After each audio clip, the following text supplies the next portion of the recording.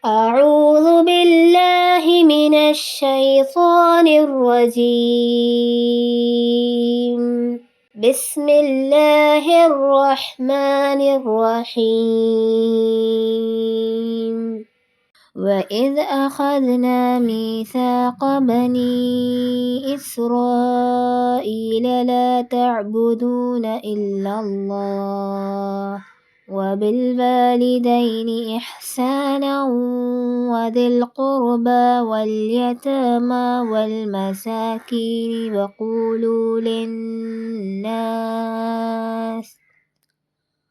وقولوا للناس حسنا وأقيموا الصلاة وآتوا الزكاة ثم توليتم إلا قليلا منكم وأنتم معرضون. وإذ أخذنا ميثاقكم لا تسفكون دماءكم ولا تخرجون أنفسكم من دياركم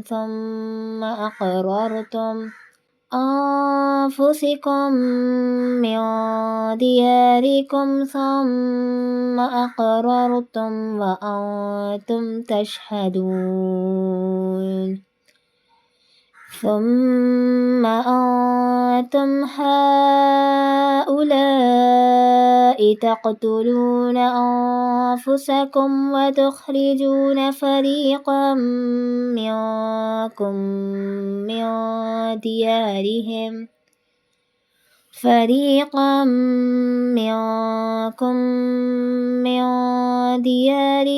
تظاهرون عليهم بالإثم والعدوان وإن يأتوكم أسارى تفادون وهو محرم عليكم إخراجهم أفتؤمنون ببعض الكتاب وتكفرون ببعض فما جزاء من يفعل ذلك منكم إلا خزي في الحياة الدنيا ويوم القيامة يردون إلى أشد العذاب وما الله بغافل عما تعملون.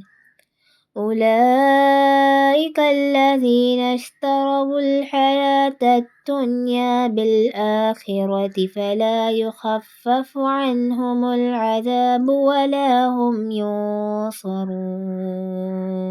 صدق الله العظيم. Assalamu alaikum wa rahmatullahi wa barakatuh. This is Munibah Khan and you're watching Duroos-Ul-Qur'an. Inshallah, in this video we'll be looking deeper into lesson number 11, Surah Al-Baqarah, Ruku number 10. Following Allah's religious and political commands is mandatory. And remember, when we took a covenant from Bani Israel, do not worship except Allah, be kind to parents and to near of kin and to orphans and those in need, speak good words to people, establish prayer and give zakah. But when you turned away, paying no heed except a few of you. And remember, when we took a covenant from you that you should neither shed blood of one another nor expel one another from your homes, then you acknowledged it and you bear witness to it. Then here you are, killing one another and expelling a group of your people from their homes, aiding one another against them in sin and aggression. And if they come to you as captives, you ransom them, although their expulsion was forbidden to you. Do you then believe in part of the scripture and deny another part? Then what is the compensation for those who do so among you except disgrace in this life? And on the day of resurrection, they will be subjected to the severest punishment. For Allah is not unaware of what you do. These are the people who have purchased the life of this world for the hereafter. Their punishment will not be lightened, nor will they be helped. This is the 10th ruku of Surah Al-Baqarah that is recited and its translation is presented. This ruku talks about the covenant with Bani Israel, which is the same covenant with the believers, that is mu'mineen. All the people of faith have been given this covenant that, first, not worshipping anyone other than Allah, which means not engaging in the worship or adoration of anyone besides Allah, not becoming a slave or servant to anyone other than Allah, and not obeying anyone other than Allah. However, obedience to others can be allowed under obedience to Allah. Going against the obedience to Allah or obeying someone else in opposition to Allah's obedience is never permissible. From this, it is also evident that following non-divine laws is not permissible for believers. Second, behaving with kindness and respect towards parents. Maintaining good conduct with them includes the following: treating them with sincere respect and acknowledging their greatness, loving them and appreciating their favors, obeying them and following their instructions. However, their obedience is not permissible if it involves disobedience to Allah. Serving them in a way that brings them comfort and happiness.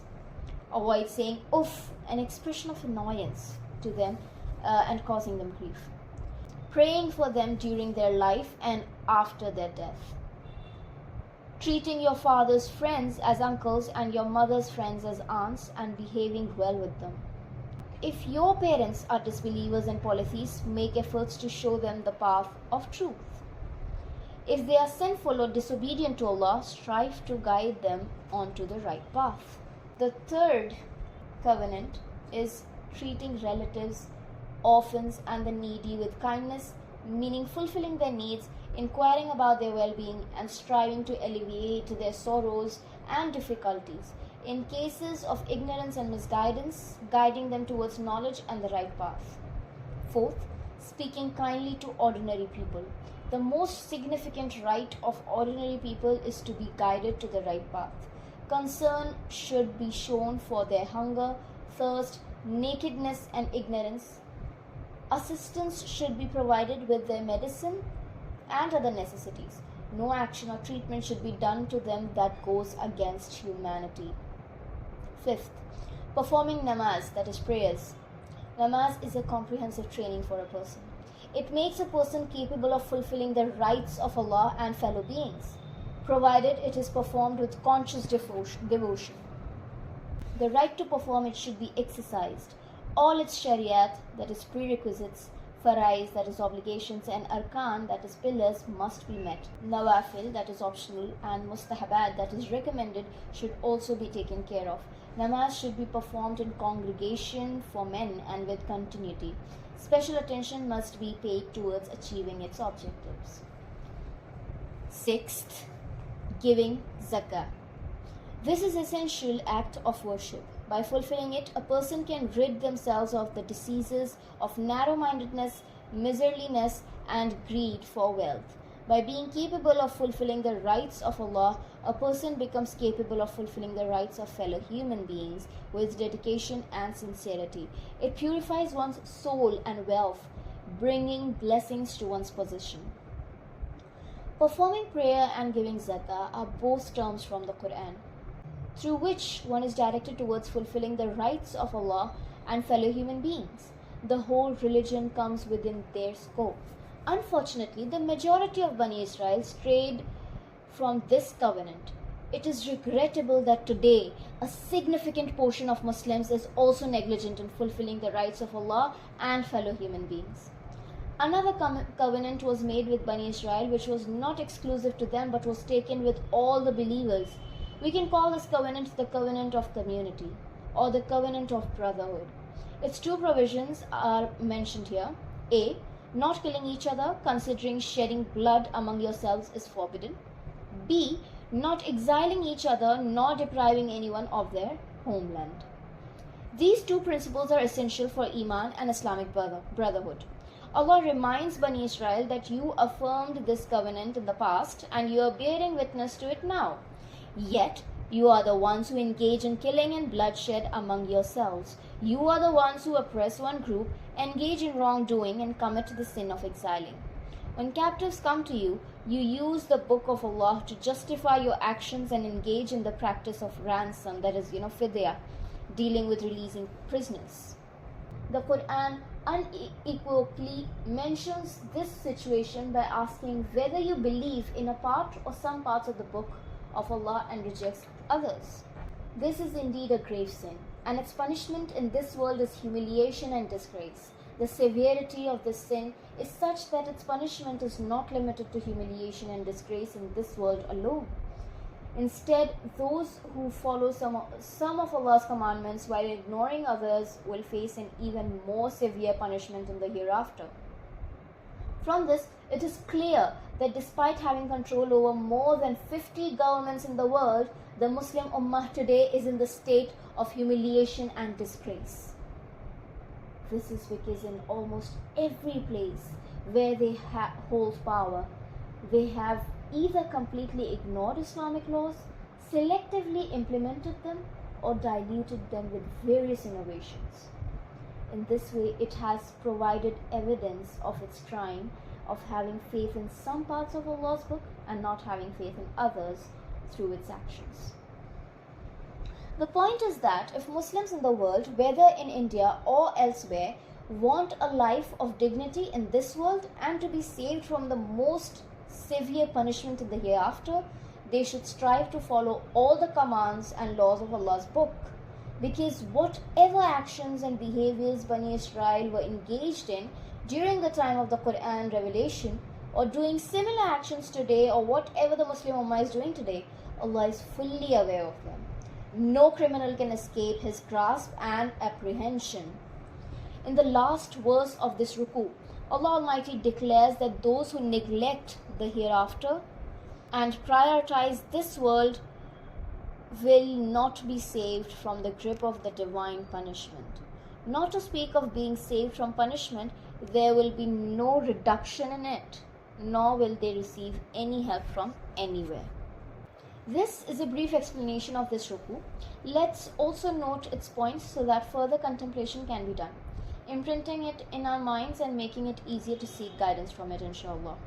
The covenant Allah took from Bani Israel is the same one from all the believers. In reality, the covenant with Bani Israel is a covenant of believers because it is based on Iman, not lineage. Point number 2. The first section of this covenant is that no worship, obedience, devotion, adoration, servitude or slavery should be done to anyone other than Allah. This is actually a covenant of obedience and worship. It is to be fulfilled throughout one's life, and the objective of this section is dedication, commitment and obedience. The third point to be noted is the second section of this covenant is to treat parents with kindness, which means showing respect to them, acknowledging their favors, recognizing their greatness and sacrifices, loving them wholeheartedly, accepting their nurturing and generosity, obeying them and following their guidance. However, this obedience should not contradict obedience of Allah and following the Prophet's guidance. Serve them, provide them with comfort and ease in every way. Avoid saying even oof to them. Refrain from causing them grief and pray for their well-being during their life and after their passing. Treat your father's friends like uncles and your mother's companions as aunts, and maintain good relations with them. Fulfill the rights of the parents, even if they are disbelievers, polytheists, sinners or transgressors. All efforts should be made to guide them towards the path of truth so that they can be saved from hell. The third section of this covenant is to treat relatives, orphans and the needy with kindness and compassion. It involves fulfilling their needs, inquiring about their well-being when they are sick and seeking treatment for them. It also means trying to relieve their sorrows and hardships, guiding them with knowledge and guidance in case of their ignorance and deviation, and striving to remove their ignorance, misguidance and poverty. In short, show empathy and assist them in every possible way. The fourth section of this covenant is to treat and speak well with ordinary people. The most significant right of ordinary people is to guide them on the path of righteousness, to alleviate their hunger, thirst and nakedness, and to remove their ignorance. They should be treated as humanity demands, and any behavior or conduct that goes against humanity should be avoided at all costs. The fifth section of this covenant is to establish namaz. Namaz is essential because it shapes a person's character and keeps them away from impurity, filthy deeds, and vile conduct. It teaches a person to fulfill the rights of Allah and makes them capable of fulfilling the rights of fellow humans. The sixth section of this covenant is that zakat must be paid. Generosity, open-handedness, and exercising of a sense of charity should be practiced. It stresses the importance of fulfilling the financial rights of Allah and other human beings. One should keep one's life pure from stinginess, narrow-mindedness, narrow-heartedness, and greed. It also encourages giving charity and contributing to goodness, spending generously in the path of Allah. Those who are deprived, needy, and vulnerable among the servants of Allah should be given their due. It should also be spent to elevate the kalima of Allah, promote His religion, eradicate evil, and promote good. It must not be spent in futile expenditures, as those who indulge in wasteful spendings are the brothers of Satan, and they do not fulfill the rights of Allah and His servants. The seventh section of this covenant is that believers should live like brothers and continue to fulfill the rights of mutual brotherhood. Consequently, the bonds of religious brotherhood and Islamic unity will flourish. Respecting and protecting each other's lives and properties, preserving each other's honor and dignity, and maintaining purity are all included in this section. Killing one another, causing harm, or engaging in conflicts with people or groups within the Muslim community is against this section. The eighth section of this covenant is that all the commandments and guidance of Allah's book and divine revelation should be accepted and none of them should be violated. Suppose someone follows some of the commandments and neglects others or disregards them. In that case, this explicitly means that they accept some commandments while rejecting others. Accepting some commandments of Allah's book and following them while neglecting others is such a terrible crime and heinous sin that its punishment includes disgrace and humiliation in this world and severe punishment in the hereafter. Allah Almighty is well aware of the actions and deeds of His creatures. Those not fulfilling their commitment to Allah's covenant essentially trade the hereafter for this world.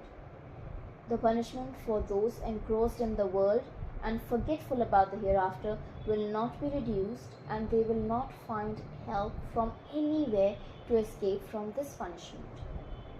May Allah save us from the punishment of the hellfire and make us among the ones who will cherish His mercy. And our last supplication, all praises are due to Allah, the Lord of the worlds. With this, we have completed lesson number 11. Inshallah, we'll continue with lesson number 12 in our next video, actions that provoke Allah's anger. Jazakallah khair. Wassalamu alaikum wa rahmatullahi wa barakatuh.